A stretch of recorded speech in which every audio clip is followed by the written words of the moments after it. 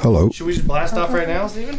Yep. I have a lemon mic. Check. Oh, good. I do have a mic. Lemon mic. Yeah. All right, everybody can move your mics around how you'd like. It's all good. And if it's too loud or too quiet, I'll just interrupt the flow of the podcast and let you know. Jesus Christ, that's Stephen Myers. I'm Taylor Harden. We're BandHouse Podcast. Today, we've got the Sons of the Force.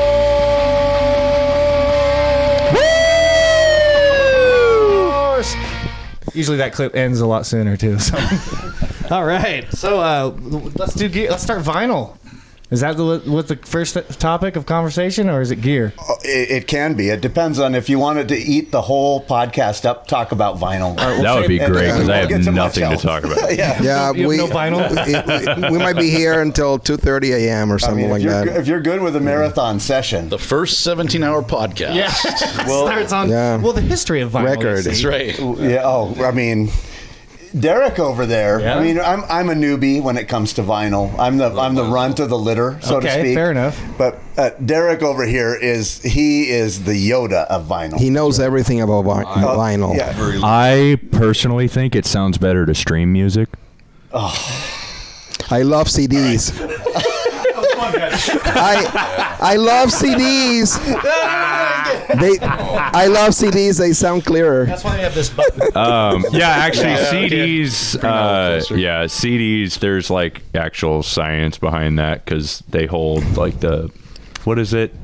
I don't know. You know more. It's lost. It's like if you're looking at like a CD versus streaming, the streaming is so compressed so that it doesn't take up so much memory. Right. Whereas the CD still has all of those frequencies in it, I think is what it is. And vinyl has all. Vinyl is it's pure just like continuum. its own sound. Yeah. Pure continuum. And it's happening at the moment. Yeah. That's right. The biggest thing is it's never want to get into a debate of better. It's what you prefer. Absolutely. Exactly. Vinyl has a much warmer, natural sound. CD, like, here's an experiment you can run if you've ever done it. If you listen to CDs, you can only listen to them for so long, and you'll become agitated and you'll get worn out. You'll fatigue. Why? Because of the frequencies that they generate that you don't really Like too many highs, too many high frequencies? But album you'll fall asleep to. Yeah. And you can listen to it all day and all night, and you will never ever get that experience from it. And we hear the world in analog, not digital. Yeah. And so it's got a different tone to it. It's a different sound. It's a sound I prefer. Yeah. Although I listen to the other ones, but I'm not a big fan of the streaming stuff. No, I totally feel you. The early editions of quick CDs notes. were. If you can pull the microphone a little closer, and then I can hear. I think you're breathing in this microphone. And then there you go. and then the early renditions of CDs were garbage. Like Really? for all the old rock stuff, it was terrible. It was just, God, you put them on, you're like, what the hell did they do to it? And they, eliminated a lot of the noise, but a lot of the noise was the music. So, if you're listening to a symphony, that's cool. It's all good, but so it's just different. I always say different, but I do prefer it. I have a couple. Well, and there's with vinyl, it's a huge continuum based on the gear you have and all that. I mean, if you go to his house and sit in his one chair that he has that's on axis with his speakers, and you understand that his entire setup costs more than a new Kia. Right. And then you put on this lo-fi copy of Dark Side of the Moon or the Wincing the Night Away by the Shins, which is incredible on vinyl, and you sit there and maybe you've had a little enhancement. I won't say with what, right? Just some sort of personal choice. Yeah. You're talking about cocaine. No. Come on. We're not. I mean, marijuana, or maybe something else. Who knows? The kids call it grass. Sin semilla. Yeah. But you sit there and listen to it. I mean, and it is unreal how good it is. Listening to vinyl like on his setup. Mine is passable. Ken's is pretty good too. Nice. But Mr. Hartman, we call him that because he's a school teacher. Nice. Right? Nice. His setup is off the chain good. And because he's earned our respect. Of course. Yeah. Well, let's Very do nice. instruments. Who plays what instrument? So I'm Ken. I play drums. Scott, play lead guitar. I'm Miguel. I'm the bass player. Mr. Hartman, and I sing and play some guitar. Nice. Very nice. He's got the voice. Yes, he does. He rivals your depth, really. Yeah. I noticed that. Not that low. Bring it down. Jeez, yeah. He has a radio voice. That's excellent. Absolutely. No, well, you guys sound great. I listened to the album today, and it's a full-length album, Visiting Hours. Yes. It's You guys a should full check it out. Listen to it. It sounds amazing. The tonal quality. Where do you guys record? Let's see, 2 of his places and my place. Tight. So I did all the sound engineering. Wow, it sounds great. We sent it to a former guitar player in my first band who's been doing sound engineering since '99 down in Georgia. We sent it to him for mixing and mastering, and That's tight. He did amazing work with it. Yeah. He added he had a buddy of his add the keyboard parts to it too, which I mean, I am just enamored with the job he did on it. For real, yeah. And some background vocals as well. Yeah, his name is Ken Lanyon. He Shout out worked. to Well, Ken sounds Lane. like it. Oh yeah. He worked for a long time at a studio. I believe it's called Peachtree. Oh, that's right. When you look it up, it's kind of insane how many hip hop guys that are huge went through there. And then he was Rick Beato's assistant for 17 years. No shit. Yeah. Really? Yeah, until like a year ago, he built a studio in his backyard, and That's dope. then he starts mixing people. But when you hear him talk about my assistant GL, that's Gran Lanyon. Yep. That's it. Right. Yeah, and he did an amazing job. I would highly recommend it. I mean, he was reasonable fee wise. Working with him remotely was super easy. Really, that would be. I imagine Super that would be easy. hard, but yeah. Everything sounds so polished and great. I could not say enough. How old are about the it. songs? Are these? Is this first album as this group or? Yep, Yes. first album Yes. of this group. So this is a COVID album, like so many these days. Yeah, for real. So we started in summer of 19 and kind of got stuck in the COVID rut. Shafted right as you just take as it we off. started getting gigs and started to kind of get some momentum. Everything We had closed given down. up already, so we can't even blame COVID. Yeah, I gave up way before that. Yeah. Yeah, so most of these songs kind of started, not all of them, but most of them started around that time era. Right. Visiting Hours, the title track, we've got a really old rendition of that from summer of 2019 that's rather hilarious to listen to. Actually. You can recognize it for what it is, but man, wow. It evolved. Yeah. We kind of have a policy rehearsing that we have mics on the instruments all the time. Yeah. And if Smart. something comes up, we can just hit the red button and get a sketch. And so we have hours and hours and hours and hours of just jams and songs in their infancy and all that. Yeah. It's pretty See, cool. we can't even do that. I was just gonna say to contrast again. I can't see somebody hit the red button because when I see the red button I have get to hit, sneak it on him. Yeah. it's like I completely forget what I just played. Which is why he's never any good on this podcast. the 'cause I have red light. that the just red, shows Distracting. I missed you. the red button's just got to be pushed always. Just spray That's, paint and it that's how blue. you get over it. You just always record. Right. Yep. Yeah. And then eventually recording just is the norm. It's kind of like when Yeah. you practice your instrument and you start killing it and you get in front of someone and all of a sudden it's day one again. Yeah. The first Yeah. time you're like, oh, so you practice playing live and eventually Yeah. playing live is your... Everything's And then documented. you yeah. do the really good job of making the sound in your room completely impossible to hear anything.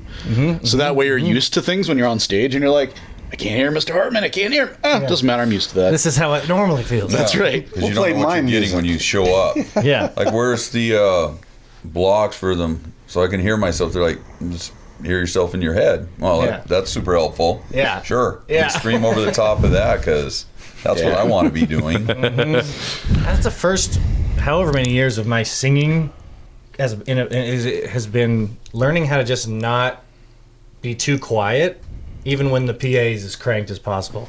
And I was like, how are these PAs no good? Oh, because you just have to learn how to sing. Instead of just singing Sing poorly. into the mic. Yeah, get not up get- in it. But not let it, and it depends if your voice is deeper. Right, you which have to learn your own it'll voice. vibrate and just destroy it. So I got to be careful. And I have at times I can have a pretty big, strong voice. So I'm still learning to do. I'm getting better at it. Right, learning 'Cause how to before tame I the just mic. blow them up, Yeah. and they're like, "Oh, dude, we got to tune you down because you're just destroying the system valley. here." Dude, Yeah, you taking notes? Alley. Yeah, I don't sing I much try to anymore. sing really low, as you can tell on the album. Yeah. You know? But yeah, so it's all interesting process, and I like it that way. It helped us out. The songs vary in age from back in the beginning. Ones we've added, ones we have that are sitting on the shelf. We have at least enough for another full album sitting there that we could do. at any time. Oh, really? Nice. Yeah, and then we have a bunch of ideas we're working on, and it's kind of nice as a vocalist when you're writing songs, unless you have one of those moments where you just sit down and something's in your head, but then it's a poem, and that poem may not necessarily fit to any music, and you got to modify it. But if you're just, like Ken was referring back to with visiting artists, when I first joined these guys, they would just play, and I would just start, spitting whatever, and just go back, and because we had recorded, I'd go back and write down 4 pages of madcap ramblings. But then of that 4 pages, oh, that's a good verse. I like that line. Let me take that. Okay, now I got enough I can build on. And now that I know how the song flows, I can fill in the missing pieces. Now I've got a theme, take that out, and then throw the rest away. It's a process. Yeah, but just easier because if you're in the flow, you'll just come up with stuff that fits the moment, and good, bad, ugly, and different. But from that, you'll be able to take pieces. And then that's the way to build, versus just trying to I'm going to sit down and write from beginning to end. I always find that sound or vowels come first. And you have to come up with words that fit those sounds. And if I try to write different words, and all of a sudden it's an E vowel instead of an A, now this song sucks. Yeah. Now I don't know. But then, so I often come up with rhymes or words just based on what feels good, and then it's a song, so it doesn't have to be completely logical. It doesn't have to make all the sense.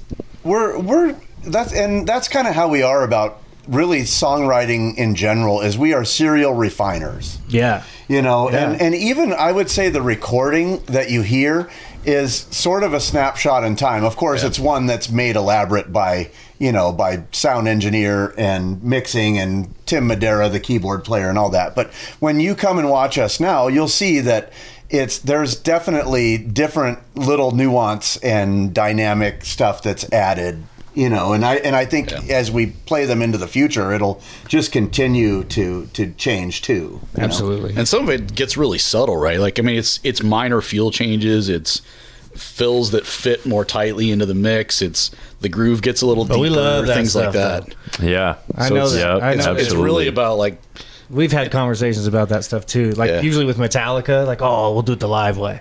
Yeah. We know how the certain bands we like do it live a certain way. So we think of that maybe we can't record it onto the album, but we're always we'll do it live though. Yeah. It'll be a live thing, or it'll evolve into something. You got to have the element of risk when you play live. I think that's what makes, and so many popular acts, when you listen to the top 10 Billboard songs now, it is so sterile. Yeah, they're not risking much. No, it's cue a track, and you're going to just pull yourself onto the grid live. Very and scripted. It's like you're just wrapped in bubble wrap performing. And it's not like the greats. And I mean, we always harken back to, the world kind of revolves around Led Zeppelin in my mind, right? Right. And you talk about a guy that's really good at putting together various album guitar parts into something that he performs live, but yet the band is so risky live. It's like they're walking a tightrope for 3 hours, and it's so fun to watch. One of my favorites of Zeppelin is that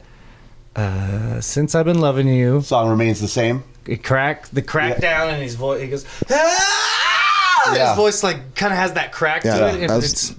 It's Led Zeppelin 3, yeah. Yeah, you know what I'm talking about. And that's it's off Miguel, the song. you can pull your mic back. Song remains the same. That the live show. No, just back a little bit. Back. I'm sorry. No worries. Back towards me. Okay, Back gotcha. The one where Peter Grant tries to beat the crap out of the vendor at the venue beforehand because he's selling bootleg gear. It's on the movie and and then there's the same. You can get it on vinyl, Miguel. No, there's multiple that's okay. versions of it on I have it on CD. It's fine. The whole show It takes less space. just the abbreviated show. Yeah. Because then that was the end of their tour that year too. They played the final 3 nights at Madison Square Garden, so they were pretty much been on the road for a long time at that point.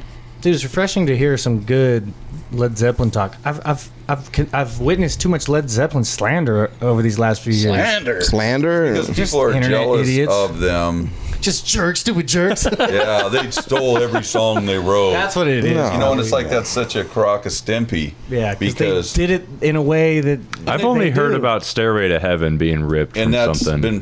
been And that one and I'm a didn't big win. Spirit fan too, by the way. Okay, yeah. And Randy California and those guys, and Jay Ferguson and John Locke, who was Randy California's father-in-law. He was older than everybody, but he was a jazz drummer. But the Spirit said they didn't do it.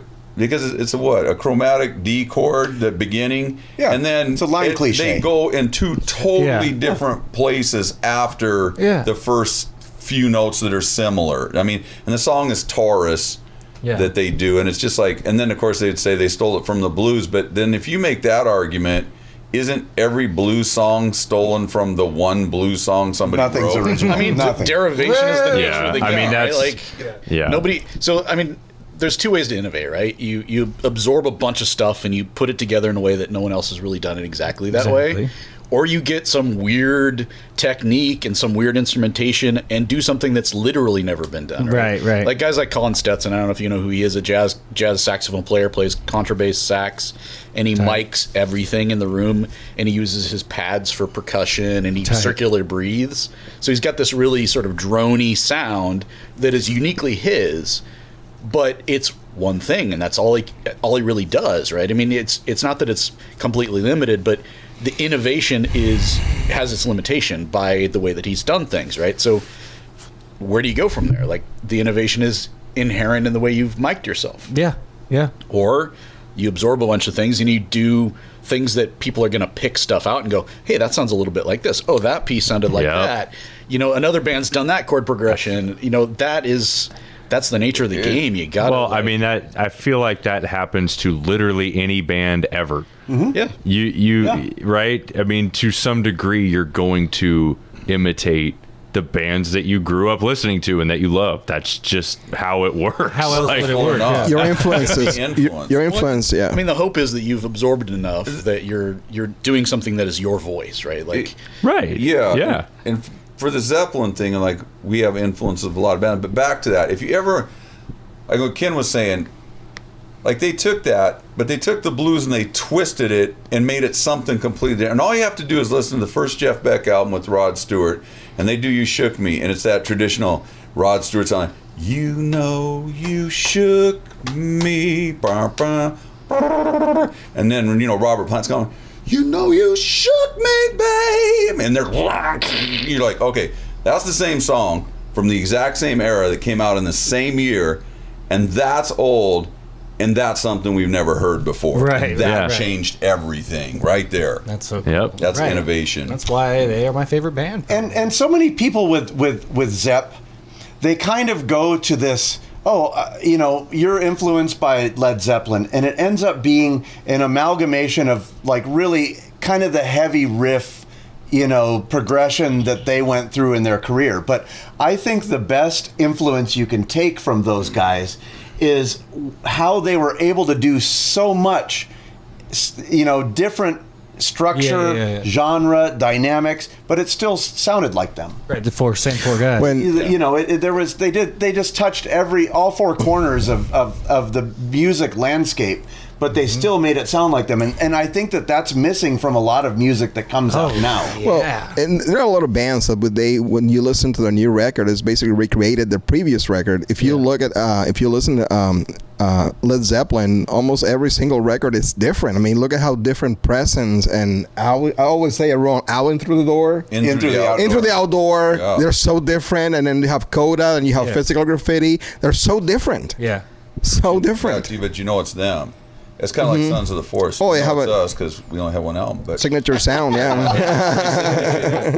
that's fun for me, like with Miguel. But like what you were referring to, what I find interesting about our music is because, you know, looking at us, you can see we come from a long background of music and different influences where we have kind of a hub. But then when people listen to our music, it's really interesting because they hear their influences in the music, not necessarily what we were influenced by, and that's really fascinating. There's a lot of projection. Yeah. I would have said Zeppelin. So that's. But I'm now safe to say that. Yeah. Some pieces, but we've heard, like, let's see. I feel Les Pauls. Do you guys record Black Les Sabbath, Pauls? Boston? You know, it's just like Foo Fighters, Rush. You know, it's like Traffic. Willie we have Nelson. that keyboard part in a couple of the songs. Keyboard part. So now you're. And that, I mean, I see that being somewhere we go eventually, and it's been a source of debate, but. You know, I think the record has all but solved it. I think we're going to end up bringing a keyboard player on. Yeah. He has to fit in or I'll say, it could be anyone. They have to fit in correctly, like Tim did on the record. You know, I don't think we need Rick Wakeman coming in and just like, you know, going. You don't want a big keyboard personality necessarily. No, but we don't just need circus filling in, and they can add texture. Maybe if that person could play, a rhythm guitar once in a while too, and maybe add some vocals here and there, it would be the perfect setup. But, absolutely. You know, I see that happening for sure. Okay, well, where do you guys see the band in 5 years from now? Probably 2 more records down, and that's good. Hopefully, you know, just getting to a place where, you know, we can play once a month, once every 6 weeks, and a couple hundred people show up, and we get to play at nice venues, and you know, maybe we get to open for someone intriguing here and there. You know, We're all kind of professional people, so the idea of us like, you know, hitting the road in a van is probably a little far fetched. You know, Sure, more than just a week or 2 in the summer. During the summertime, But you know, the idea of us going all the way to New York. I mean, we did a podcast recently, Mid Park, and he's from right outside Canton, Ohio, and he's really tied in with Chicago and Milwaukee and Cleveland, and nice. I bet you we could, Kevin, if you're hearing this, we could set up a situation where if we were backlined, we could just fly in with a pedal board, a guitar, and a snare, and brass, and you know, instruments, and play a show, and you know, with someone there. I think that would be pretty fun. That kind of segues into so great a BandHouse trope or theme, if you will. Pedal boards over gear. Oh. It's kind of, I think both. Let's just say both is probably the right answer. Yeah. But which one is the real right answer? Oh, pedal board. Yeah. 100, because you can mix and match. You can absolutely. You know, and don't get me wrong, good amps are wonderful. You know, if you again, I'll make you an offer on the one in your garage that you inherited. JZM. I will, but I you know, most of the record was recorded with a 5-watt Supro, and I mean, it doesn't sound like it, but that's. You know, I wouldn't have guessed. No. Tone is that's crazy. Tone. You know, a little tiny carry-on piece of luggage. I just saw a quote on like a stupid Facebook quote. It said, "Gear is not for the fans, or the tone in this stuff is not for the fans. It's for the artist." Yeah. But yeah, keep me inspired to keep making art. It's your voice, right, is your signature sound. Definitely pedal boards. Pedals are cool, man. They're named after funny things. I know, they bright colors. They have cool. Oh my god, who were we talking to about it was one of the other bands. I was like, I'm not really much for pedals, but if I was going to get into pedals, the ones that I would buy would be the ones that have like a cool design on it. What's the Klon Earthquaker?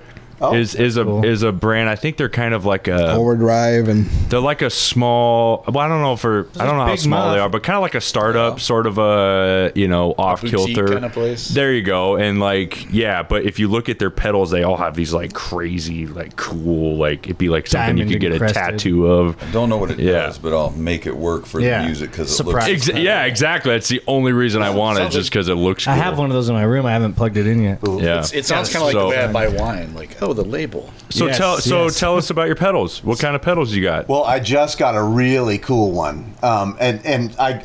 Matter of fact, I went into Ted Brown and they were like, "How do you already have that?" And I was like, "I ordered it directly from Strymon. It's the Cloudburst." Okay. It's this ambient reverb pedal, and it's got nice. It's got 2 different accompaniment settings, and so basically when you're playing single note stuff, and it's you're playing a passage where the notes can bloom a bit, it will just add insane. So what does bloom mean for a non-guitar playing crowd out there? It means when you hit a note and the overtones are allowed to completely come to fruition. What a great way to answer. I didn't think there was going to be a real answer, but I should have known better. Can I pause real quick? Just off of one thing that you said. Is it not the most endearing thing when you go into a music shop and they're like, wait, what is this?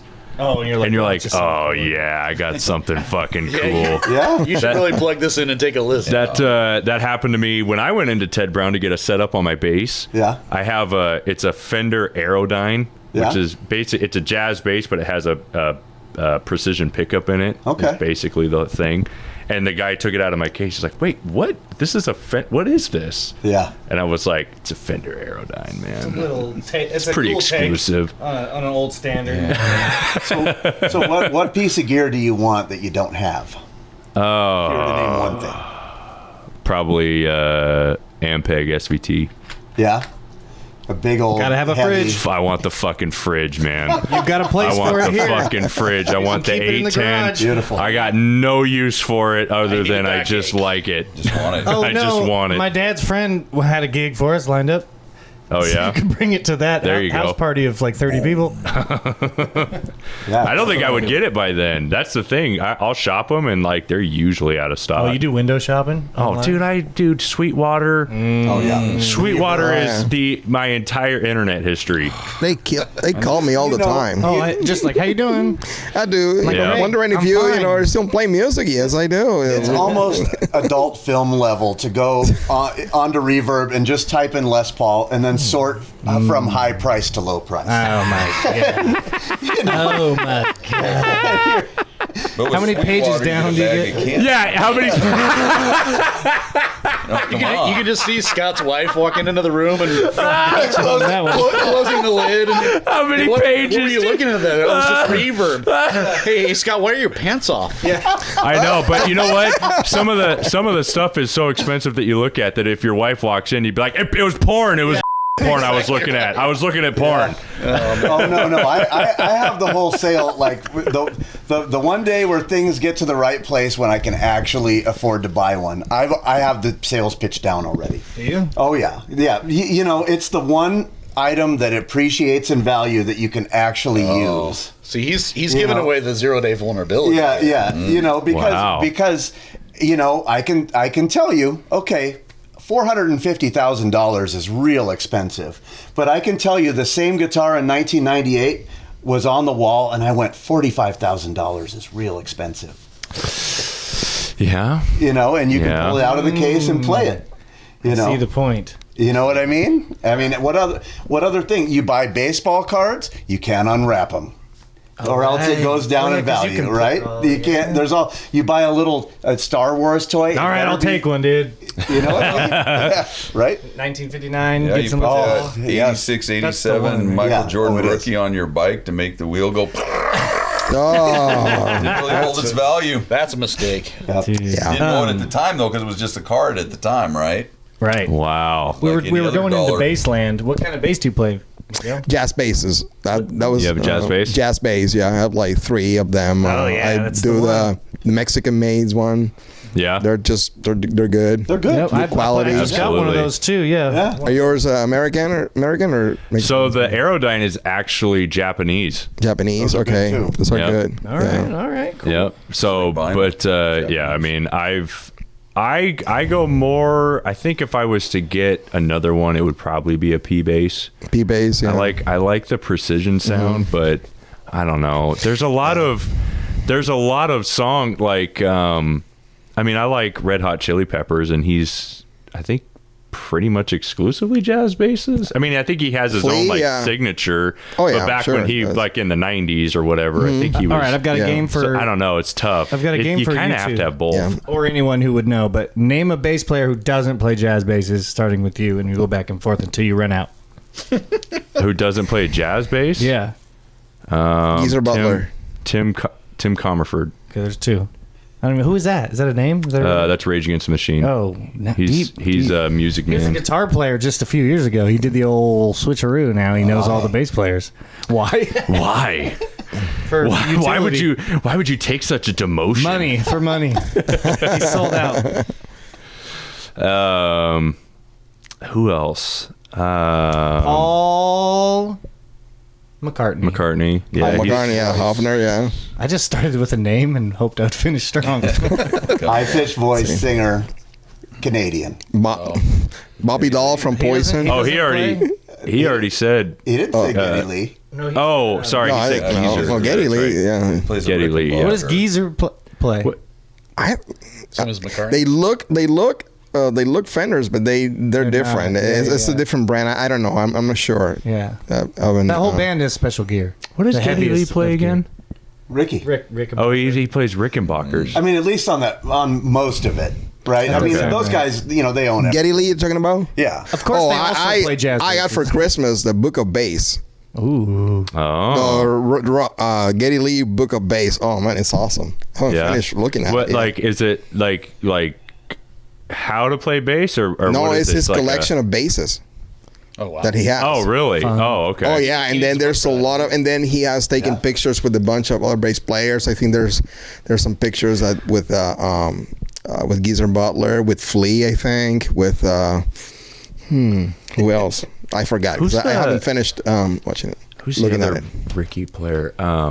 What band does Roundabout? Yes. Yes. Yeah. Who's that? What's that guy's name? Chris Squire. Chris Squire. There you Nice. go. Yeah, he's Rickenbacker. The only guy that before he died that played on every single Yes album, and they didn't get inducted in the Rock and Roll Hall of Fame till the year after he died.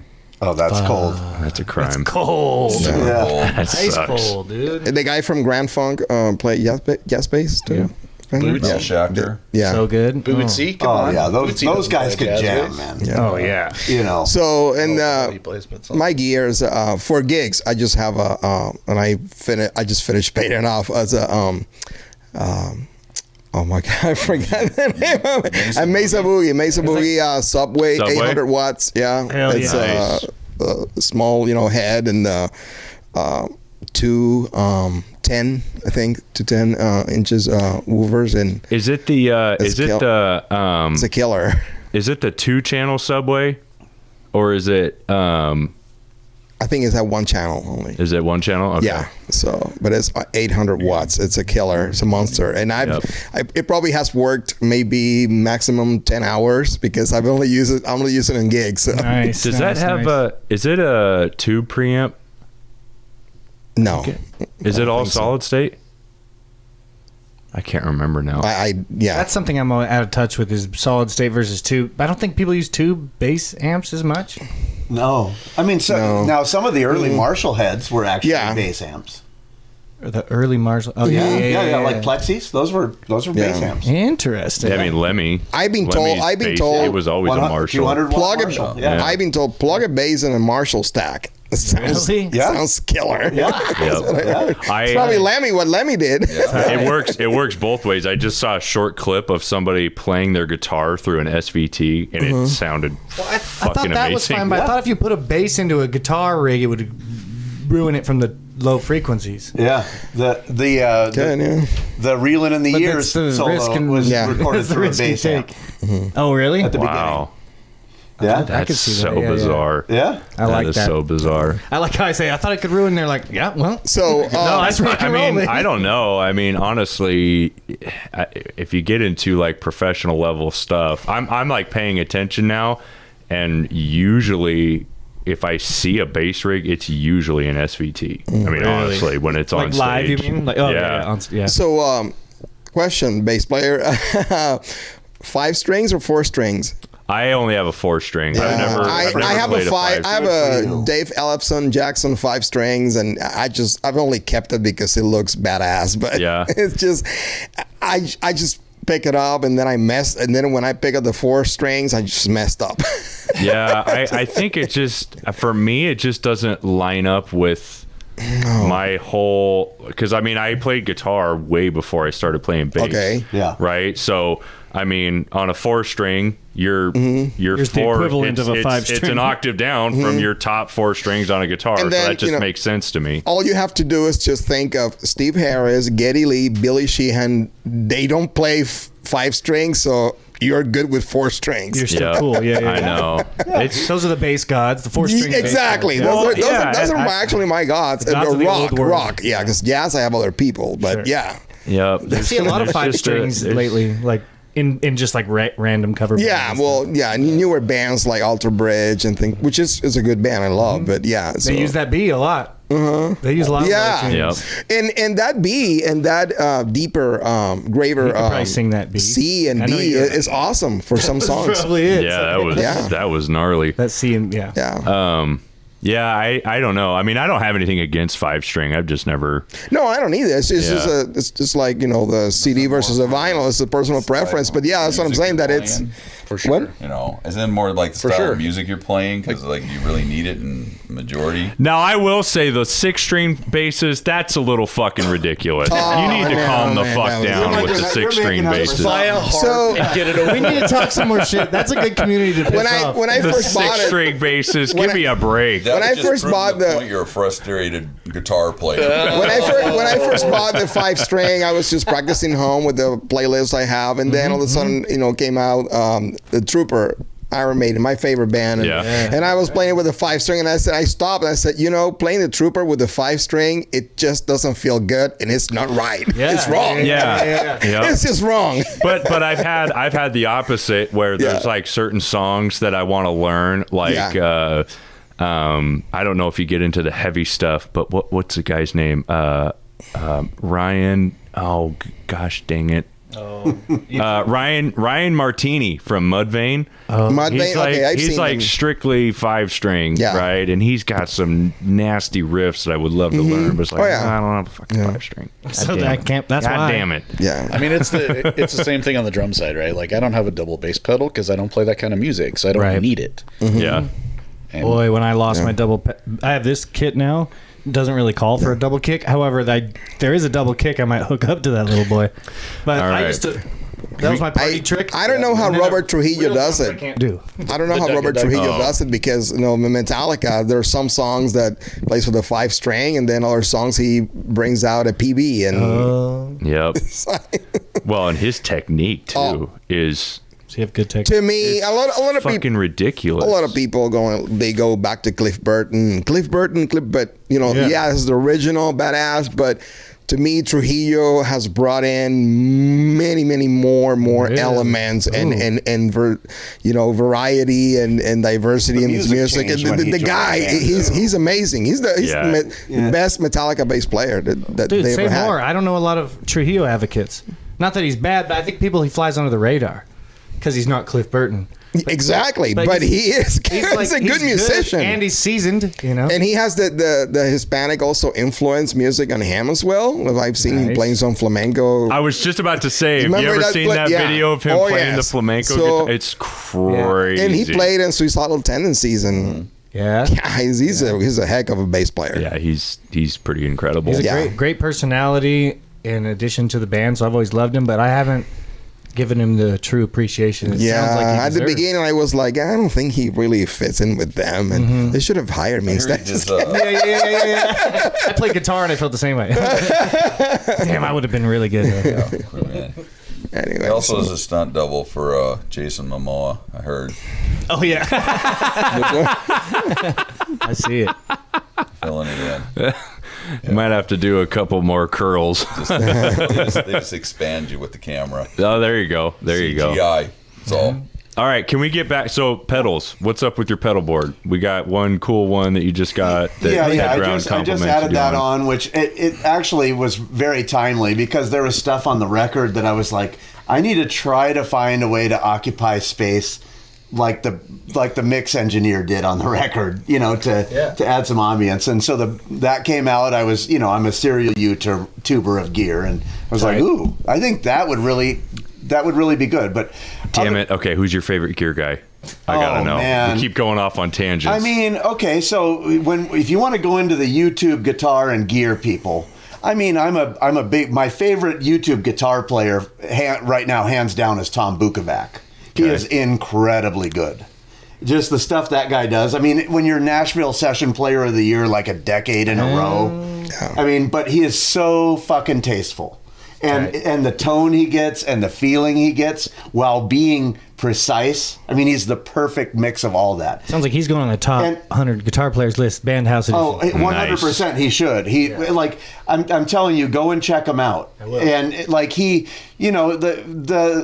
Nancy Wilson did a little, how they're weird, right? They can't use their own name. But so he went out with them and he learned all of the double guitar parts by himself. So something about heart? Yeah.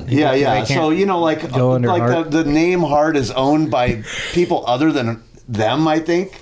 It's weird. And so they'll It's that whole situation is sticky. But Tom played with them. He's played on a million country records, which say what you want, but those, he's the kind of guy that can just add a part precisely whenever he wants. But on his YouTube channel, he'll be. I tried once.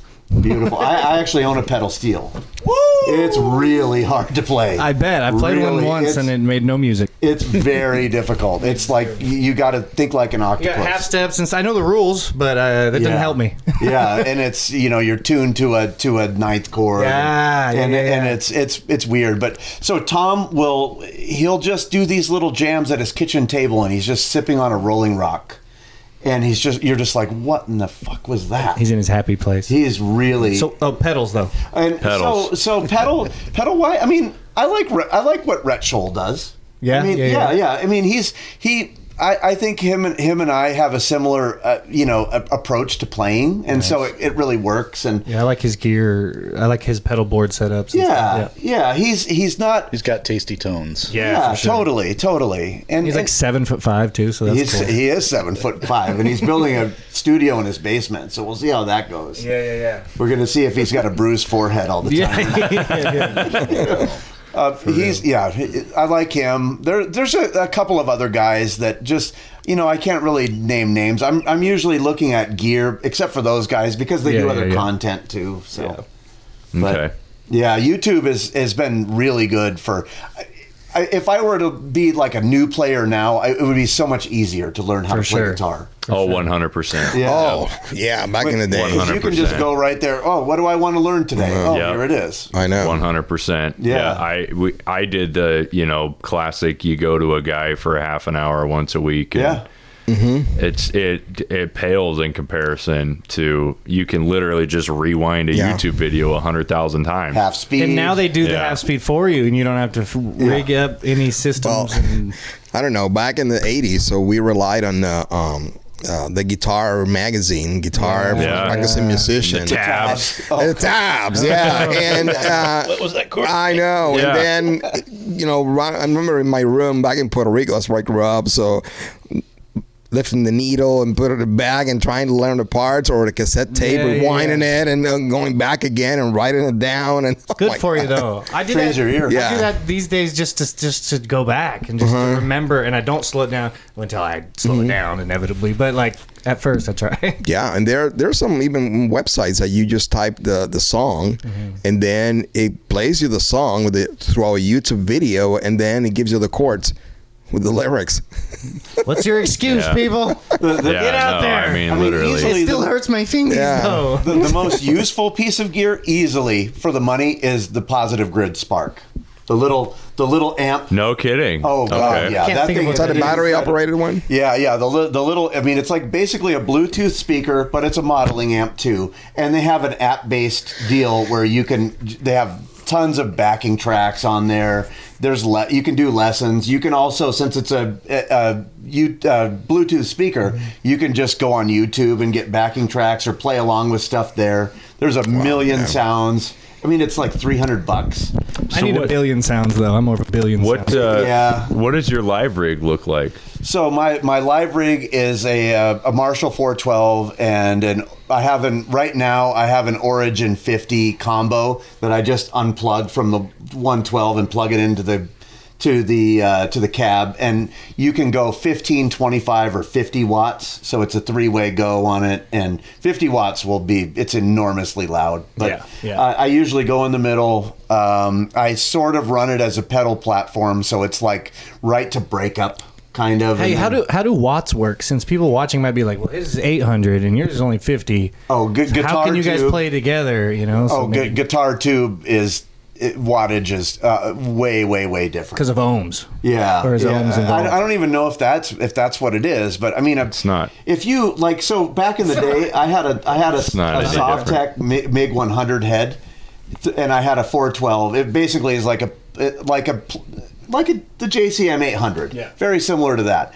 And you would plug it into a 412, and it's probably why I talk loud now. But you could hear it, like literally people could hear you 4 blocks away. Yeah. I mean, it was stupid loud. Like and it was 100 watts.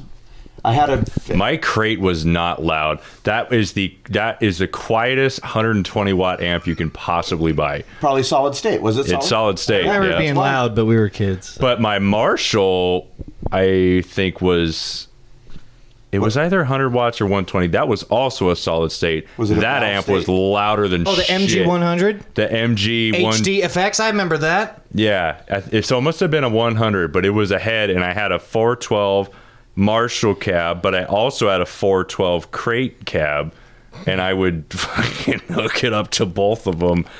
Oh my God. And just go. I literally back into it. I literally thought I was going to bring my mom's house down. Yeah. Like literally the floor was shaking so uncontrollably when I cranked it up. Feeling of Every power, single piece of china. Dude, like So Steven is my younger brother's age and friend, and we also are all family friends. So I grew up. So out walking home from the bus stop, I just heard. And of course, and that actually inspired me to learn guitar myself. That was one of my first songs. It was like, I can play that part, right?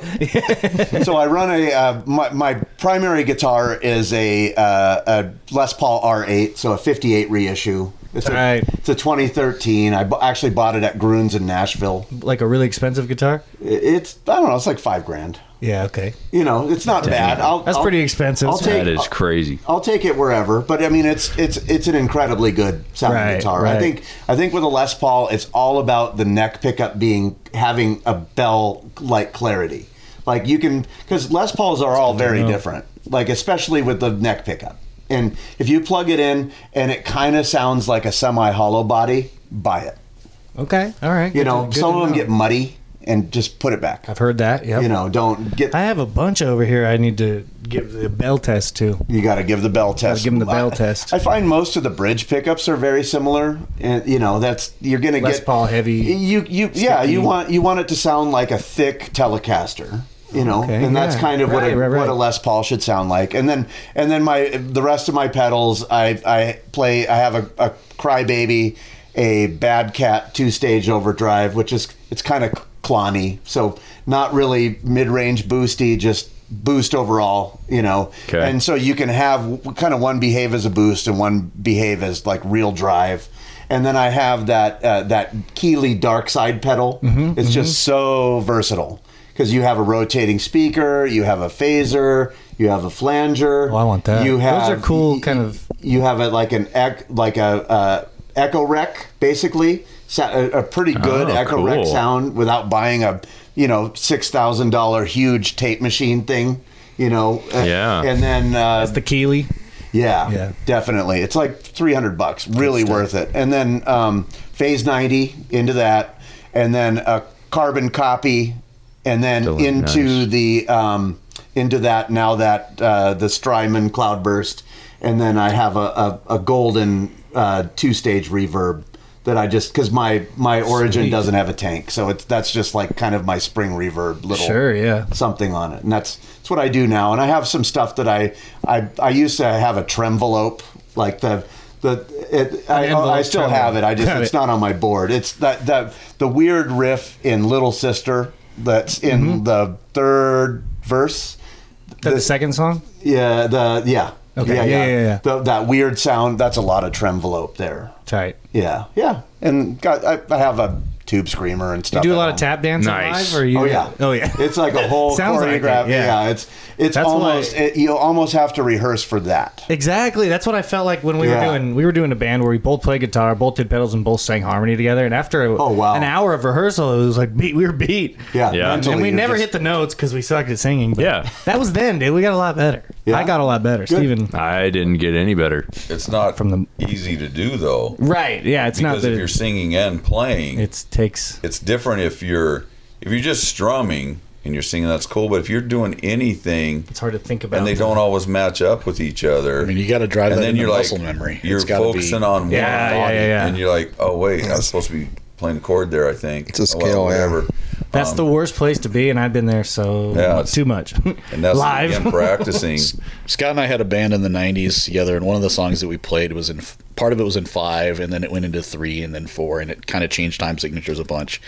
and I sang backup while I was doing this really complicated 5/4 thing. Oh my god, that's almost harder. And that took a long ass time. Because then you're like, in the night, time, like this. There's no rhyme or reason to the vocals, possibly. You just had to slot it into muscle memory. Tight. Like, so fun though. You got to do that. The minute I actually count that shit out, I lose track of it. Forget you it. have to completely feel it out. Yep, that's right. You know, because like Steven's the same way. Drunken Master it somehow isn't a weird time signature, and I couldn't tell you what it is. Yeah, no, it's just when I wrote it was just like kind of sounded like a hypnotic riff. And See, that's why it's good. That's why it's good. Mr. Hartman has a couple of music teacher friends that have been out to gigs, and after shows they come up to him and they're like, "Hey, what time of signature is that song in?" He's like, "I don't know. Ask the drummer." And they ask me, and I'm like, "I don't know." 8:30 p.m. That's We just play it. We just play it. Yeah, we started at 8. I think it's about 10 now. I don't know. Go watch. Look at your phone. Yeah. We don't know. And it's more of an organic feel, which is really important, you know. Back to like earlier, you can't duplicate live what you're doing in the studio. Right. Because if you are, then you're not really playing live. Right. So you make up for that with energy, doing it, you're playing, you feel it, something's happening. It's like if you're a singer, you know, it's like there's some nights you're like, can I hit that note tonight? No.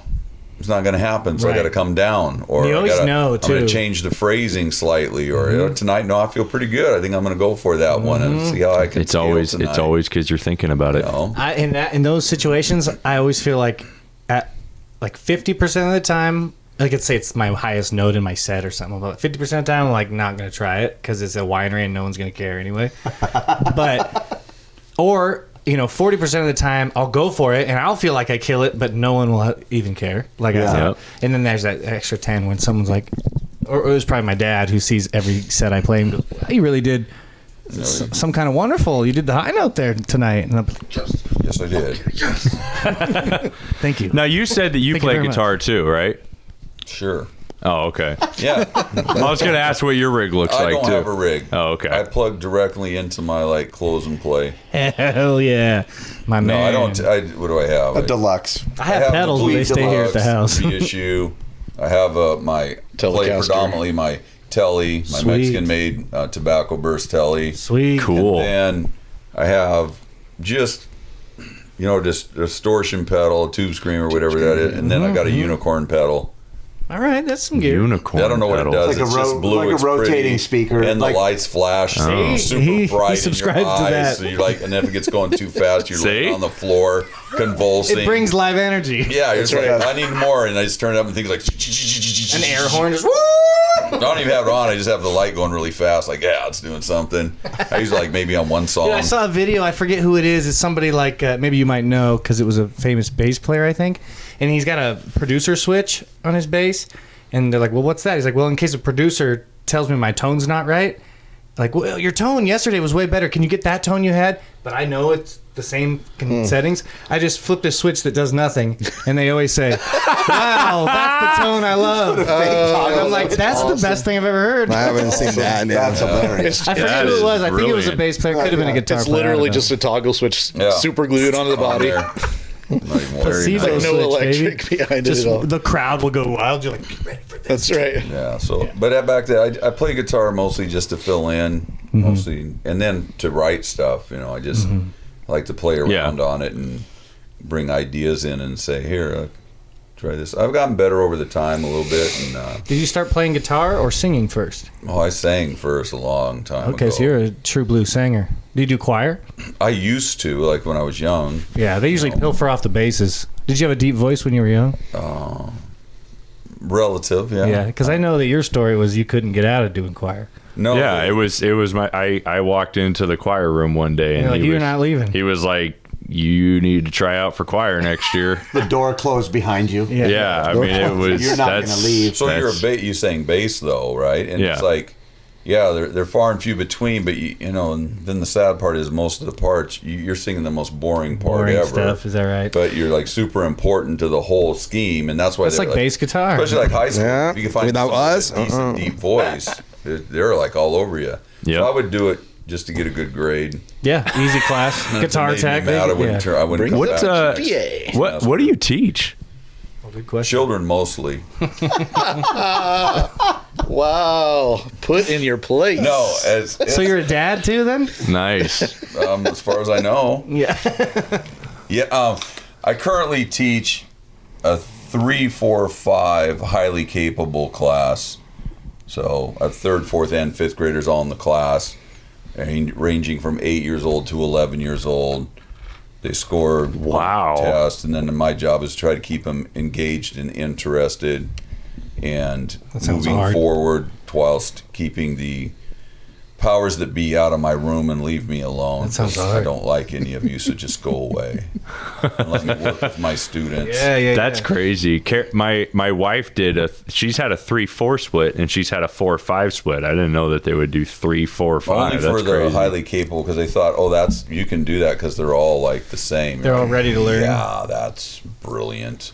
Obviously, you've never done it. Clearly, you're not highly capable. Mr. Hartman works a block and a half from his house. That's good, though. Yeah. Nice. Yeah, it's pretty nice. Yeah. So where do you live? Walk a whole block, 2.5. Yeah, just walk to school every day. That's good. Yep. Yeah, it's not bad. I mean, it's enjoyable. I've done a lot, though. I mean, over the course of my almost 30 years now, I've taught 2nd, 3rd, 4th, 5th, 7th, 8th grade, multi-age class, highly capable classes, multiple schools, was a president of the teachers union for a while. So I've done a little bit of everything in my educational career. That's awesome. Enjoy it. Yeah. Enjoy the teaching part of it anyway. What grade would you? Is it all different, or you have a preferred? The biggest transition periods for students are 4th and 8th grade. It's the biggest difference between, like, say, a 3rd grader and a 4th grader is huge. A 7th grader and an 8th grader is light years. That's true. Because when I taught in middle school, and they would have me teach both 7th and 8th grade, I said, I'll do it, but I have to have the 7th graders first in the day, because I can't teach 8th graders for 3 periods and then have 7th graders after that. It would drive you insane, because they're out of their minds, and it's cognitively developmental change. When, like, you look at your primary grades and they're still goofy little kids, but then 4th grade is when they start to, like, figure it out, and they start seeing themselves differently and asking different questions as they move to that next level. And then 7th grade, they're just hormonally imbalanced monsters. And you get to work and stuff, but then the 8th grade, they start calming back down, because they realize, oh wow, I'm going to high school, and they're a little bit older, and they look like. So I think they're both really interesting grades to work with. Did you reflect on your life while he was doing that, and seeing what kind of person you were in 3rd and 4th grade and stuff? Yeah, I was like, okay, yeah, when I was 2nd grade, and I went all the way up to high school, and I was just like, I've always been a fucking piece of shit. That's crazy. At least you're consistent. Yeah, he is one of the most consistent people I know. He got married at 21. He's got, just one and almost 2 kids. I was going to say, he'd have a baby and not tell me. You'd be the kind of guy to just halfway through, an hour and 20 through our podcast, you'd be like, we have another so funny baby. you say that, because I literally told, like my managers that I work, like, directly with, they've all known for, like, months and months now. But the person that, like, basically approves my time off, I just told him, like, probably 3 weeks ago. Like, I walked into his office and I was like, it's weird, but I don't think I've told you that that I'm having another kid. So, He was like, what? And he's like, when are they due? And I was like, end of March. He's like, are you fucking kidding me? So are you going to use the FMLA time to record a record? No, that would be cool, but no. Yeah. Nope, I'm going to use my FMLA time to probably go really hard on potty training my first kid, and then being lazy in between. He's just shitting everywhere these days? He's not into it. He's so completely just not into it. He's almost 3. Okay, so you got to change the color of the toilet seat. Oh. Put Cheerios in the toilet. I've tried the Put a Cheerios. sucker on the wall that you only get if you are able to complete the mission. The shit sucker. That's right. Yeah, I can definitely do better on the incentivizing. It's funny. So I tried the Cheerios, didn't work, and then I sat him on the toilet because I thought he had to go number 2. So we're sitting on the toilet trying to go number 2, and he goes, "Can you do the Cheerios?" And I'm like, "That's not really, that's not really the same." That's funny. You gotta do the submarine for the depth charges, right? Like that's the. Oh yeah. Change the terminology. It says they What do you like mean? go number 2. It's like, come on, man, go make a fish. Ah. Or you could just talk to him like a biker would, you know. I thought that's where he was going with it. Right? Yeah. He was like, "All right, listen here. You're gonna go take a shit now." I'm gonna tell you some shit you don't want to hear. Or It might work. You never know. you never know. His never kid is know. so funny. He's just like really well spoken for a 3-year-old. I in my limited experience. Yeah. But like he'll just be like, "Hello, Taylor. That's the drums." Yeah. Like, but like just like that. There's no Tewa. No, when wow. you see him though, you're like, so you're gonna go make a fish or what, man? You're just gonna walk around like that, or you're gonna be out in the woods feral, running around? You carrying that with Can't you? have you in here with that. You can't carry that kind of load, He my can't friend. come on the podcast until he figures out Outsourcing that There you might go. be the way to do it, actually. outsource again. Yeah. You know, have him. I'll just bring him here. Hey, what do you We mean got you're not along doing last that time. yet? Yeah. Yeah. I mean, every kid does that. You got to do it. Big Get a kids. mask. Big kids. You do know, Put on there and talk to him. You'll do as I say. Oh. You will use the bathroom, or you will perish. You know, they're like, That's awesome. I mean, you got to make sure they're sitting on the toilet while you do that because it might scare it right out. Yeah. But There you go. I do still need to try. Like I saw on YouTube, somebody was like, "You know what? Honestly, I got a bowl of like warm water, and their feet were just in the water while they were sitting down, and it shoots right out." Oh, I might try that for myself. I pictured it when you said it. That would not, I just got my first pedicure recently. They put your feet in warm isn't it water. lovely? Woo! Yes, we highly did. recommend. Yesterday, man. Getting Did ready you? to go. He's ready. I'm going to Mexico tomorrow morning. So I Hell, you be gotta ready. have them toes pretty. Damn, the you're going to beach Mexico tomorrow? tomorrow. Wow. Yeah. Where'd What's you? the occasion? Puerto Vallarta. Oh, nice. I just got winter. It's winter here and it's shitty. Ah. The occasion. I was just there last week and it was beautiful. Yeah. Yeah. Yeah. Yeah. Who are you going with? My wife and her sisters and my daughter and my niece. It's kind of my niece's senior trip. And it's nice to take 18-year-olds to Mexico because you can corrupt them without feeling guilty. Right. Oh yeah. Corruption's fun. Are you? So can you drink when you're 18 down in Mexico? I think you can probably drink when you're younger than that. Oh, is that right? Okay. I don't know. The I don't know rules. what the rules Depends how are, but confident you are. I mean, rules. Yeah. Okay. You know, Very nice. and especially if you sort of look older, they're never going to question you. Yeah. So how many kids do you have? I have 2 kids, Okay. and my daughter's 27, my son's 22. So I was busy at a young age. Do they play music at all? No, my son is 6'6" and 300 pounds. He was a former offensive lineman, played in college for a little bit. As you'd have to be, just like these guys in choir. Yeah. It's kind of Yeah. like the bass choir people. Exactly. Yeah. But he'll get on the karaoke mic and sing Alanis Morissette. It's kind of Beautiful, nice. beautiful.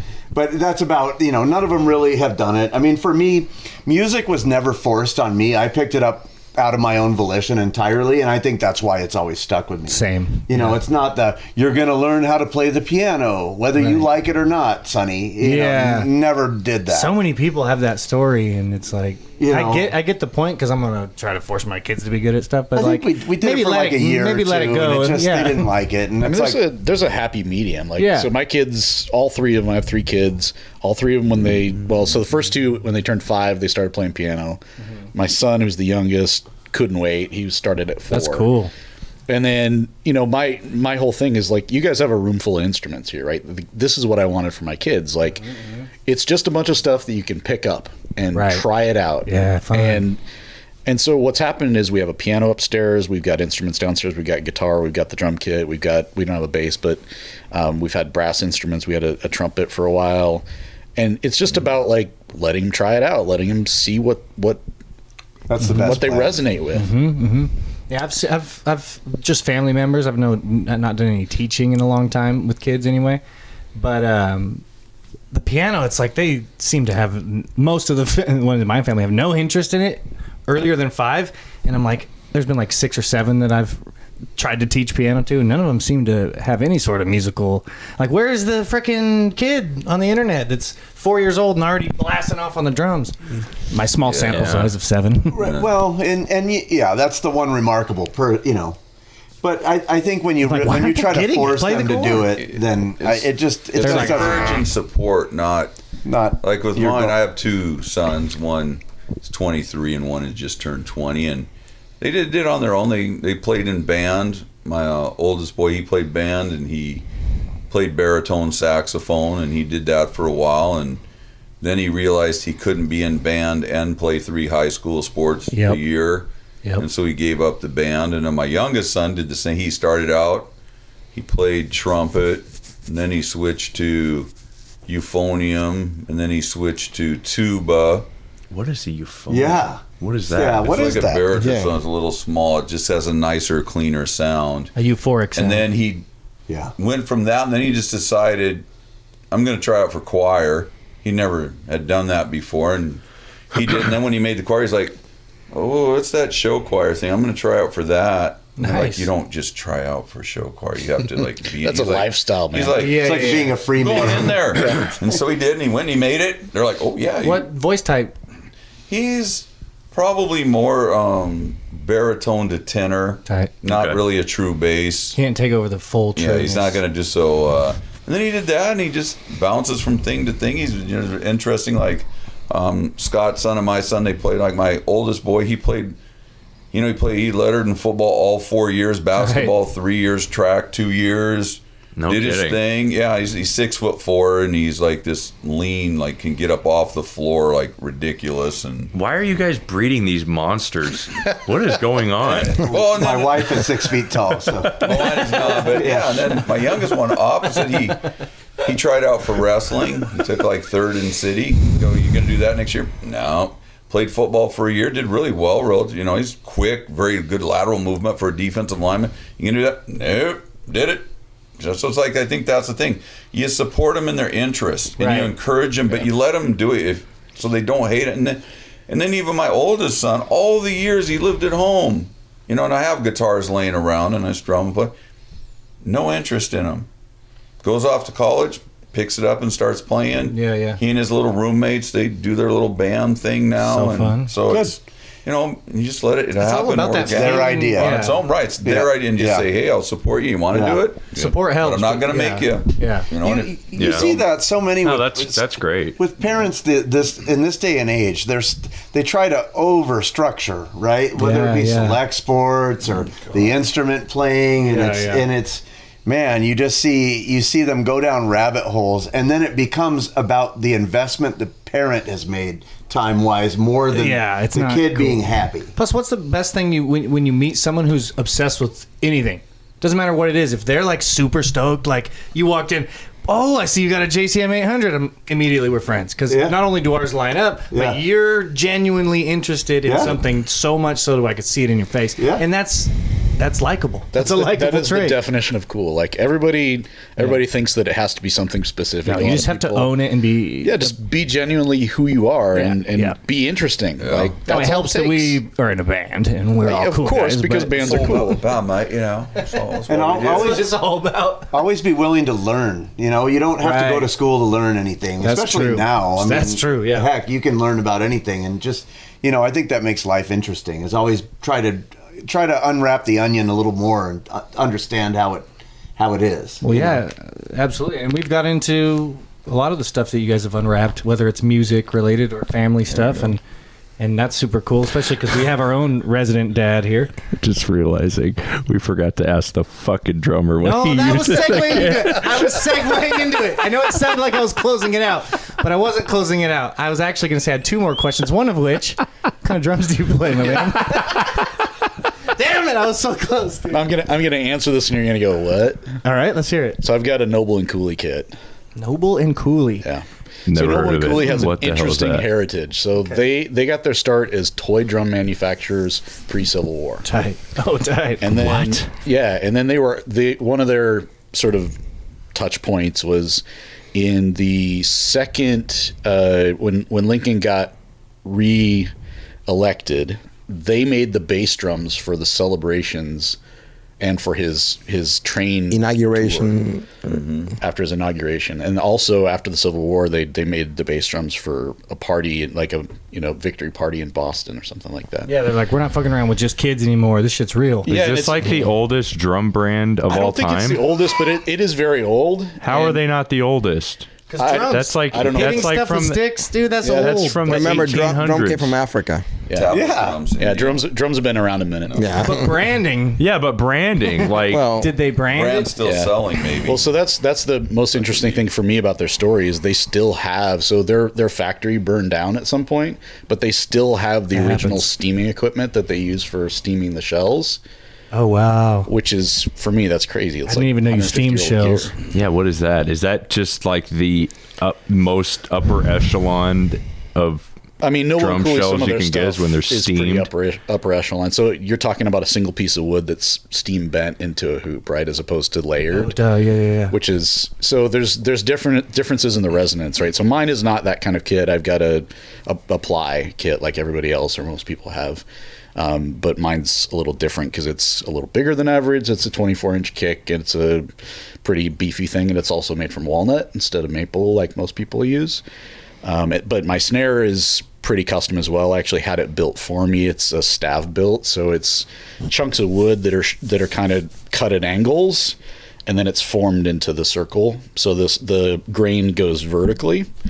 And it's supposed to be more resonant from that perspective. And these guys will attest to the fact that it sounds like a damn shotgun when I hit That's it. tight. Yeah, So it does. It's got that shotgun His drums tone. are very loud. Yeah. yes, they are. Unbelievable. Quite loud. That's amazing. Yeah. And now you said the snare was a custom. Is the whole kit custom, or is it a? Yeah, I mean specific- it's something I ordered from them, but Specific, and it was yeah. to my specifications. But I mean, it's not custom in terms of like I didn't go out and source everything myself or something. What about before that? What did you play? So before that, I had a Gretsch kit, and then I had a Mapex kit before that. Oh yeah. So, but I mean, this is really the first sort of pro level kit that I've owned. Tight. Yeah, How many gigs have you guys played? I think we counted 10 10? last time we looked at it. Yeah. Best gig? What was it? Ooh, man, that's good. tough. Are they all good? Yeah, I mean, we have fun every time. There hasn't been any gigs where I was like, "What? That was really awful." Okay, so no worst gigs. No, I used to don't think ask so. that, but no band's willing to Yeah, I mean, admit there their was- truth. I know. Yeah. I think that Which ones? I think the happiest that we ended up with was the one that we played in back in October at the Valley. Yeah, that was kind of a rowdy time. What was that one very- all about? Where's the valley? The valley's off of Puyallup in Tacoma. Puyallup, the little yeah. Puyallup Avenue, close to the Dome, Tacoma Dome. Yeah. It's Okay, it's in all a right. not the best part of town, but it's a really cool little venue, and Peter that runs it is really good people. Tight. You know, it's the kind of place where it's like we can kind of call him up and say, "Hey, when's your next Friday or Saturday?" You know, he'll just say a date, and he'll ask, "You guys want to put together the bill and invite some friends out?" And so we have that ability, there. That's which beautiful. Luxury with which is him, kind of nice, and really because of what we do, I'm finding that that's almost every gig that we get offered, Awesome. where it's at a place and they want to fill out a bill like, "Hey, who do you know that wants to play?" And the more we get into it and we get put on some playlists, the more you can get hooked up with interesting people. Wait, Yeah, so you're yeah. hold on. You're saying that most of the gigs that you get are like other bands getting offered gigs, and they're like, "Oh yeah, well here we should." No, bring it's them No, on." it's the opposite. Oh, it's the opposite. They'll of that. offer it to us, and they'll be like, "Hey, do you want to put the bill together?" Oh, And okay. it's probably because we're not a new metal band or a pop punk band, Right, or we don't slot in really easy. So they're like, "Who would you fit with us?" And I always have the approach of I don't want two other bands that are just like us. So Yeah. so we'll I was- play with kind of punky bands. We've played with like a lady that was just kind of strumming some country stuff, and it was great. It all fits, That's what I've right? been thinking lately. The genre. It's always show based on genres generally, but it's more beat about that up. energy. Match the Right, energy, right. Because you could get like a death metal, like heavy metal, and like gangster rap. Yeah. I could see those anger levels. I could see the white anger levels up there real high. That's actually a very good point. Match the energy. Yeah, I mean, like, or they don't want to hear the same band 4 times in a row. You know, like our next 2 gigs, for instance, and here's a time for a shameless plug, if you don't mind. It's the time for shameless Yeah, plugs. so we're playing March 4th at the Spanish Ballroom, which is an incredibly good room. I've heard of it. I'm really hoping we'll walk out of there going, this was our favorite gig, because it's just a great sounding room. There should be a good crowd there. Mm-hmm. But so we're playing with a band called Bad with Birds from Seattle. Tight. And another band from Seattle called Forest Ray. Now, you guys have some experience with Bad with Birds. Yeah, we had them on here. So, again, a little bit of a retro feel, you know, sort of like us, but maybe a little bit heavier than us. Not much. Yeah. And then Forest Ray. Well, it's not their fair. One of the guys got stabbed, so Oh. he's heavy as hell. Oh, yeah? Yeah? Is that the right band? Was that Bad with Birds? Am I thinking of a different band? Are they the ones that Yeah, that's Bad with Birds. Is that Lemons? Are Yeah. they the ones that have the Yeah, song yeah, Lemons? Yeah, with that, Okay. with that great Remember that riff. story? Yeah, it's like it's an amazing riff. Yeah, okay, so yeah, then it's got to be those guys. So- yeah, that guy got stabbed. So we're playing with them, and then we're playing with Forest Ray, which is they're like really like spacey alt country, like Ooh, really tight. psychedelic, dreamy stuff. Sure, like I it's can all see that. like there's a lot of when you listen to their stuff in studio stuff, real soundscape type Sure. of stuff like that. And then our next gig we're playing the following Saturday, March 11th at Airport Tavern. Tight. With a band called the Groove Colony, which they're again just we kind of have a 70s-ish feel to us. The Airport Tavern has a 70s feel. I haven't been there in years. It's still that relatively tiny room. Yeah, well, For a little while longer, Yeah. they're they're remodeling. expanding. And So I by think relatively, I mean extremely. Yeah. we might be one of the last shows in the current setup because they got wow. the space next door and they're supposedly going to expand big time. It is- which is It is kind of cool in that small place. I've always wanted to play there for the fact that it's like I'm playing and you're there watching. We're like this close. Yeah, Really? Yeah, but It's that's kind of there's some neat one of moments our that can better- happen. It was one we didn't have Scott when we played there one time, and I like it in the sense that not because we didn't have Scott, but that we sucked it up. And we were. That's able why to he's saying pull it no. off, and it was really good. And I thought, Right. when you asked other ones, and I thought for me, the best show where I thought was when we played Battle of the Bands. To me, that was the first show where we really gelled. Like, hey, we can do this. We're not just Right. playing. And then the Valley, like Miguel said, the one we did at the Valley was also the worst one we ever did was at the Valley too. Nice. But it wasn't that we played Valley; it's just some wasn't working right. Now I blew my voice out on song named maybe 4 out of 11 songs. Yeah, so we- the next we 7 drug were through super those. not fun to try to sing, and Yeah. then constantly trying to modify. So I just didn't sound like It's the special thing about singing is Man. if it's not working, it's an extra anxiety. Like if your guitar's not working, it's kind of like no one's looking at me though. While you're fixing your pedal board, no one. You can tell yourself no one's. But with singing, you got to be right in the middle the whole time. So if Well, your and- shit ain't working, Yeah. Your guitar's off and you can retune it or whatever, or if you're not feeling great, you can still play guitar, but if your voice is screwed, what are you going to do? that's why you make the big bucks. Got to though. sing everything an octave lower. Yeah, or 2 or 3. You I don't know, Wherever man. you're at in the gravel pit. That gig we played out in the woods when I couldn't hear anything, Oh. when I was totally adrift from You're you just guys. hearing only the drum. That's just brutal. That's man. a Not being special able to hear loneliness. yeah, it is. It Yeah. really is. It's disorienting. Yeah. That was a very interesting place. We played. So this biker guy, Don, That's how who it is a starts. really cool, super mellow guy, has 33 acres outside Morton, and he put on this thing that they apparently did it every year called Hippie Fest, and it's called Hippie Misnomer. Fest because of Well, there an are no old- tie-dyed shirts. Yeah, there are yeah, lots yeah. of beards, but there's no tie-dyed shirts. It was an old member of the biker gang that had passed on, and this was the first year it wasn't at Hippie's house. It was at Don's house, and Don is a retired construction company guy who bought 33 acres of a former campground in the woods and completely restored it, built a stage, put power in out built there. his own venue. And built his own venue, and I mean, it was cool. like just about 100 biker people that were just camped out, passing around moonshine that they made. I mean, You it guys just play was Skinner all night long. it was very. Well, the vibe was very it cool. just was not what we were expecting. when it's labeled as hippie fest, and you walk in and there are no hippies. They are like the antithesis free love. of that. No, there may have been ass and grass, but there wasn't hippies. Right, yeah, but so it was like, oh, okay, so that's the guy's name. That makes more sense now. Is this? But it really wasn't. It was really diverse. It was basically a music festival, and it was a really diverse. There was some 3 biker bands there, groups there. I mean, there was 3 different clubs, biker clubs there. Okay, yeah. But there was some singer songwriter gals there playing. There was an old a 50s Bakersfield sounding country trio of brothers that were incredibly good. Well, they play like 50 songs. Yeah, Bakersfield. They were really good. And then we 21 Day Coma was there, which they're kind of heavier than us and a little bit more. Do you guys know the Roy Y? You remember that place? Yeah. Tremor Cats were I there. saw you're like, yeah. We never played there. I played there a few times, and eventually our band got what is it called? Hired to play this party, and we're like, yeah, we'll play or whatever. But upon further investigation, it was like a super white supremacist party. And our bass player was black. And so they knew that, and they're like, no, he's cool. I'm like, okay, I'm out. What do you mean? I'm like, he's first of all, cool. he's really cool, but you don't know that. He can be an asshole. I'm actually kind of wondering how he is thinking about the situation. How our bass player is he going?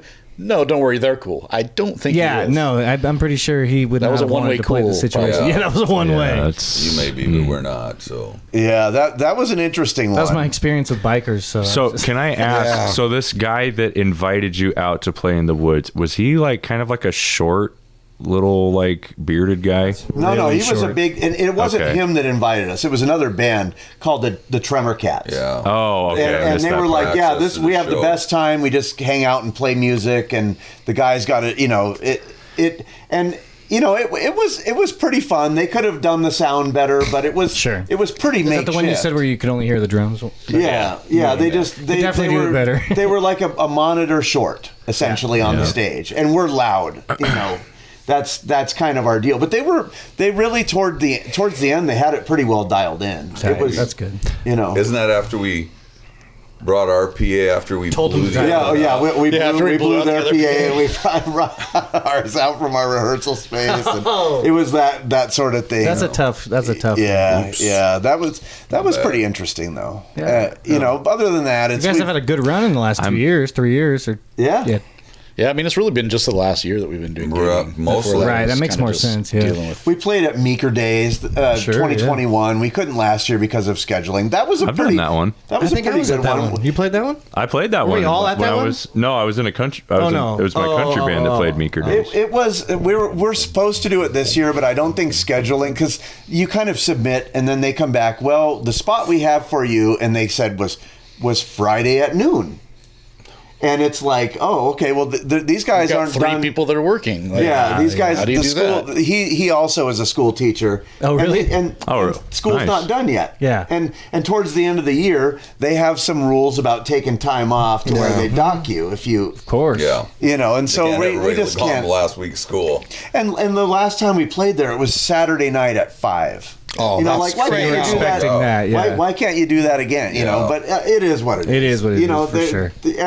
There's only so many slots, but moving on to I'm available Friday at noon, but I don't have any money, so there's trade-offs. Right, exactly, exactly. And let's see. So it's just those 2 gigs, and then we're going to take a little bit of a break. I'm going to go on an RV trip. Oh hell yeah! Where 6 to? weeks. Everywhere? Like 21 states. Yeah, buddy. Yeah, we'll go all the way back exciting. to Pennsylvania and whatnot. But Family trip? just me and my wife, and we'll hook up with family. The goal is to be. You have no little kids right now, just 2. No, we just have we have the 2 adult kids. They work for me, and you they'll look watch and the feel house. way too young to have flown coop children already. It's kind of great. I mean, they still live at home. He goes well. I mean, it is. Scott is the Washington, youngest guy in the band here. Yeah.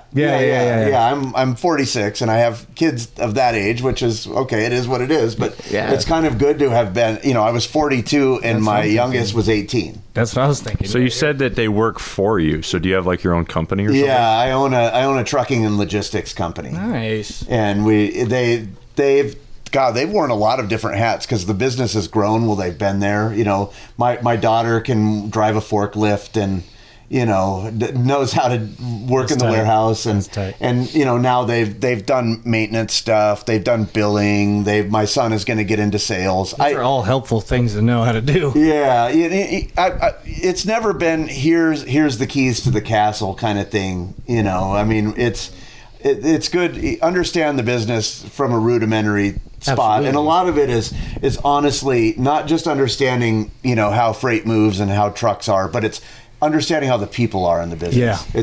That's even more important than anything. You know, and just you have to understand what they're looking for out of a job, and also overlay it with what you need out of you know, them as an employee. Absolutely. You know, so That makes a lot of sense. but yeah, it's you know, it affords me the time to do this. You know, Right I've kind on. of worked myself out of a role in the company, so Yeah. my you know, I once in a while I'll work on high level things, and then, you know, go team, and then I'll play guitar a couple of hours So we a got day. 2 teachers, logistics. Yeah. And then what do we got, Ken? So I do security and compliance and IT for a startup in LA. Tight. I feel like all these jobs are on brand with the music. I don't know if I'm making that up afterwards, Yeah. but I just feel like the life experience Doesn't it plus work? it does. It feels feels good. good. Yeah. You guys know stuff. Yeah. Wait. What's that quote? I play guitar and I know things. There you go. Yeah. I've been saying that for a while. Yeah. Yeah. Makes a But difference. yeah, I mean, I feel like this is a good place to land it. You Yeah. guys were awesome. This was a bunch of fun. Yeah, you know, follow us on all of our socials. We're, you know, Instagram, Facebook, Twitter. Follow them on all that. Guys, listen to Visiting Hours. The whole album kicks ass. I just listened to it from front to back today, top to bottom. I'm glad you enjoyed it. and it was I mean, kicking ass. we're Have to really be- proud of it. And, I want, before we go, I want Yeah. words of wisdom from every single one of these people. Okay, let's get it. Oh boy. They're We're going wise to put you people. on the spot. Let's start with Mr. Hartman. He's Words of He wisdom. can pop them right out. I start with words of wisdom. Remember that, to quote Leonardo da Vinci, simplicity is the ultimate sophistication. Beautiful. He had that one ready. I believe that. I believe in that. Miguel? If you don't use your brain, somebody else is going to use it for you. That's good too. All right. This is blowing me away right now. I have another one, but come back to me later. Okay. Scott? I think it always pays off to think 3 steps ahead. And to imagine the goal and to be able to reverse engineer it, right? Yeah, reverse engineering. And also to dovetail with that, you know, don't disregard the preparation and the journey. It's almost more important than where you're going. Wise. Especially that tour that you took to Nashville. Yes. Oh, really? It was a great trip. Love that. Love that. But the purpose of which we went to Nashville for was... But you had a great time and you learned was a lot. completely, yeah, pretty underwhelming. And then the drummer's wisdom. So my two biggest things in life generally: be present, which means be in the moment, live in the moment, and be of service. Understand what the moment requires of you. So hard. Always step into things. Always lean in. Always be right there. Smart. I Okay. struggle with that one. I'm going to take that one to heart. We were supposed to circle back to Miguel. We're on a roll so far. Yeah. The true meaning of failure is not to try. Oh, yeah. I did a TikTok that blew up, and that's all I said. Wow. Dude, the biggest TikToks are always the throwaway ones where What I'm do you just think like, of TikTok? it's probably not good, huh? I don't know. just- It's the only one I don't do. It's because it feels very manufactured to suck your brains out. Because every time you hit leave, it gives you another video. And then you hit leave again, it gives you another video. And then you hit leave, and then you finally get to leave. And it'll catch me, and I'm like pretty hardy about not getting social So it's media. like an escape room for social media. It's like a ditched. It's like a super brain dump. Yeah, my girlfriend, when she gets stressed out, she'll go to it, and it'll calm her down. So like whatever that is good. But So I don't know overall if it's a good thing. It's like a babysitter for adults. Yeah, It's brain but I mean candy. for business, I mean I'm getting numbers on there more than It's slowed down lately. Everyone says that, and that's why I'm like, it's becoming maybe more I should put the band on there. But no, try it. But I think nowadays it's not doing. But this is my I only do this in my guitar playing stuff, and Instagram seems to be popping at this. Yeah, that's at this very moment. But I don't know, dude. It's all different. How come you guys don't have the podcast on Instagram? We have our page and we post shorts and stuff like that. Oh, okay. Yeah, but it's only got like a couple hundred followers or something. So I put all my efforts into YouTube, and Facebook is a lot. Facebook's fun community stuff, Facebook groups and all that stuff. Yeah. That's my words of wisdom. Facebook groups, you get on there and like you can. That's how I found you guys. Yeah. Yeah. So it's a live community out there for whatever it is you're into. It's the best function for that platform. I think are the groups. So before we go, I'd like to say goodbye to all the listeners the same way I tell all my students each day. There's the camera. Goodbye, all you beautiful people and regular-looking ones, too. And remember, only you get to decide which one you are. Guys, check out Sons of the Force at the Spanish Ballroom March 4th. That's coming up. Beautiful. Love you guys. Round of applause.